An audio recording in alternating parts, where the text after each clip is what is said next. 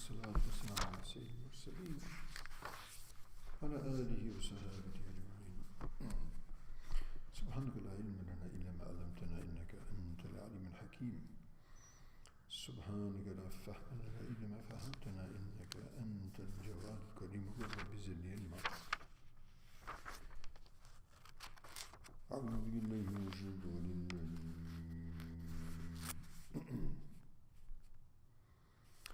الذين ينفقون في السراء والضراء والكاظمين الغيظ والعافين عن الناس والله يحب المحسنين. والذين إذا فعلوا فاحشة أو ظلموا أنفسهم ذكروا الله فاستغفروا لذنوبهم ومن يغفر الذنوب إلا الله ولم يصروا على ما فعلوا وهم يعلمون. أولئك جزاؤهم مغفرة من ربهم وجنات تجري من تحتها الأنهار خالدين فيها ونعم أجر العاملين. قد خلت من قبلكم سنن فسيروا في الأرض فانظروا كيف كان عاقبة المكذبين. هذا بيان للناس وهدى وموعظة للمتقين. صدق الله مولانا العظيم.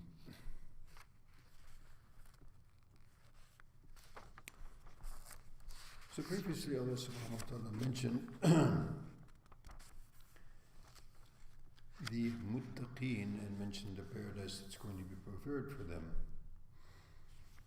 After exhorting us to obey him and his Rasul, and we talked about that in detail yesterday, and that obedience of Rasul is obedience of Allah subhanahu wa ta'ala. And we cannot obey Allah subhanahu wa ta'ala unless we obey his Rasul, which means that we cannot follow the Quran unless we understand the Hadith, because the Hadith is the sayings and doings and the approvals of Rasul alayhi salatu wasalam, which explain the meanings of the Quran, which the Quran being sent as a general message, the explanation of which and the demonstration of which is been shown by the Prophet sallallahu alaihi wasallam. This is the prophetic tradition which describes the divine injunctions from the time of Adam alayhi salam until this very day, in the last, from the legacy of the Prophet Muhammad sallallahu alaihi wasallam, the very last prophet.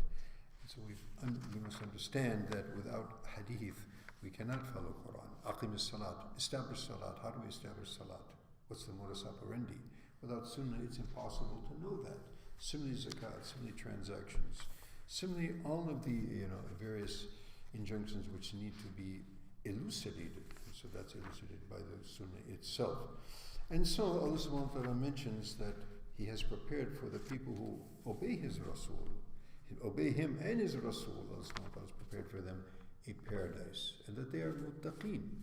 They are the people who fear Allah, they hope to meet Allah subhanahu wa ta'ala, they place between themselves and Allah's punishment and his anger a barrier. And so a description of these muttaqeen, who are they? How will we identify them? How will we know who's the claimant is true to his claim or not? We ourselves, how to feel our imani pulse to see whether we are actually among the people of taqwa or not. So Allah subhanahu wa ta'ala explains, الَّذِينَ يُنْفِقُونَ فِي السَّرَّاءِ وَالضَّرَّاءِ. Number one, and starting with the rights of the servants, of the slaves, before the rights of the Creator. This is very interesting, and we'll talk about that a little bit later. So number one, they spend zakat, charity, nafaqat, whatever expenditures are either fard, wajib, or even praiseworthy, in easy times and in difficult times. For sarra wa dharra.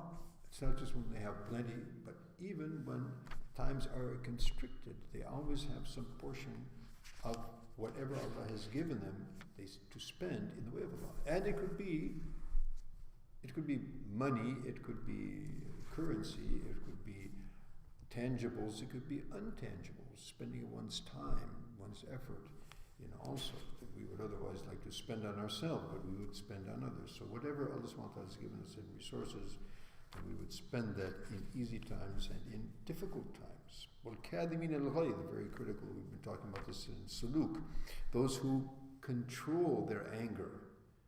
Not only control their anger, وَالْعَافِينَ عَنِ النَّاسِ, and they excuse people. The people who cut them off, they try to, join the relationship back together. The people who, would not give them, they would give them. And the people who are ill to them, they do kindness to them. This is the way of our Nabi alayhi salatu wasalam, demonstrated by him and his companions and by our pious ancestors of this very day.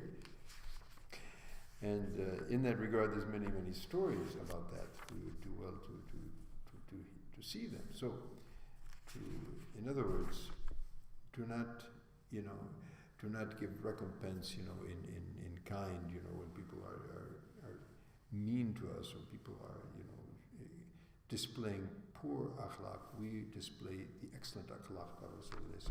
Idfa billati hiya ahsan. We repel what is bad by what is good.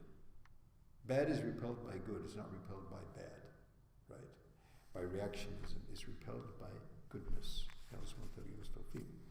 وَكَاذِبِينَ الْغَيْظَ وَالْعَافِينَ عَنِ النَّاسِ وَاللَّهُ يُحِبُّ الْمُحْسِنِينَ. Allah subhanahu wa ta'ala loves the muhsin. There's a story of Zayn al-Abidin, radiallahu anhu, the son of Sayyidina Hassan, radiallahu anhu, the son of Sayyidina Ali, from among the Sadat, from Ahlul Bayt. So it's mentioned that he had a slave girl who spilled water all over him during the wudu, and he got a bit angry. And so the slave girl was very intelligent, and she was very clever, and so she read this verse, وَالْكَاذِمِينَ الْغَيْظَ وَالْعَافِينَ النَّاسِ وَاللَّهُ يُحِبُّ الْمُحْسِنِينَ. He said, yes, sadaqti. So therefore I excuse you, I suppress my anger, I excuse you, and not only that, I give you your freedom. So rather than responding to people in their in kind, we respond to evil with good. We respond to negativity with positivity, and this is what brings deen into life, and this is what Allah subhanahu wa ta'ala. This is the prophetic example, the prophetic character. Allahu Akbar. And also, وَاللَّهُ يُحِبُّ الْمُحْسِنِينَ وَالَّذِينَ إِذَا فَعَلُوا فَاحِشَةً وَظَلَمُوا أَنفُسَهُمْ ذَكَرُوا اللَّهَ فَاسْتَغْفَرُوا لِذُنُوبِهِمْ وَلَا يَغْفِرُ الذُّنُوبَ إِلَّا اللَّهُ.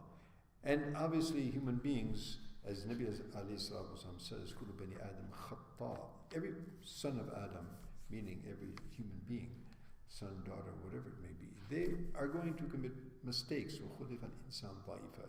The human being has been created weak. He will create mistakes. So what makes what elevates this human being, because we all make mistakes, what elevates some over the others is that those who make mistakes, who quickly return to Allah subhanahu wa ta'ala, remember Allah subhanahu wa ta'ala, and ask forgiveness for their sins. So that's among the quality of the muttaqeen. It's not that they're perfect, they're not angels, they do make mistakes, but as soon as they make a mistake, ذَكَرُ اللَّهَ كَثِيرًا ذَكَرُ اللَّهَ فَاسْتَغْفِرُوا لِذُنُوبِهِمْ. They remember Allah, and quickly they come back to their hal of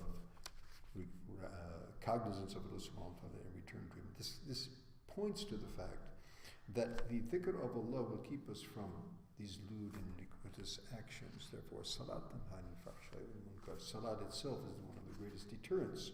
So, continuous remembrance of Allah subhanahu wa ta'ala will keep us away from that. And if we slip, we remember Allah and ask Allah subhanahu wa ta'ala to forgive us. And Allah is very forgiving.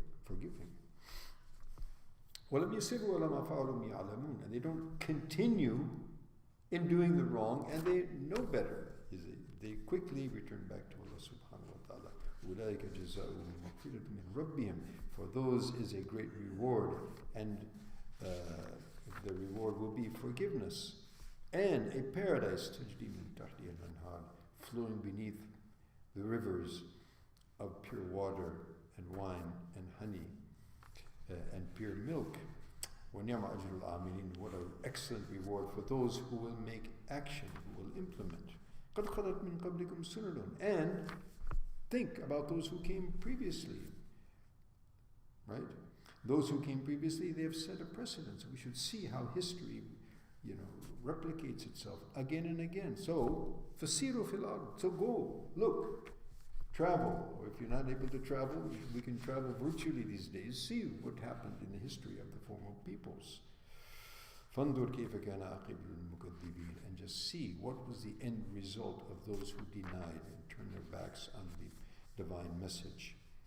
هَذَا بَيَانٌ لِلنَّاسِ, this is a clear declaration, a clear statement for the people, meaning all the people. وَهُدًى, a guidance, وَمَوْعِظَةٌ لِلْمُتَّقِينَ, and an admonition and a very wonderful divine lesson for the people of taqwa. And again, it's for the bayanun linnas, but obviously the people of taqwa are the only ones who are going to take heed. May Allah subhanahu wa ta'ala make us among them. Ameen thumma ameen.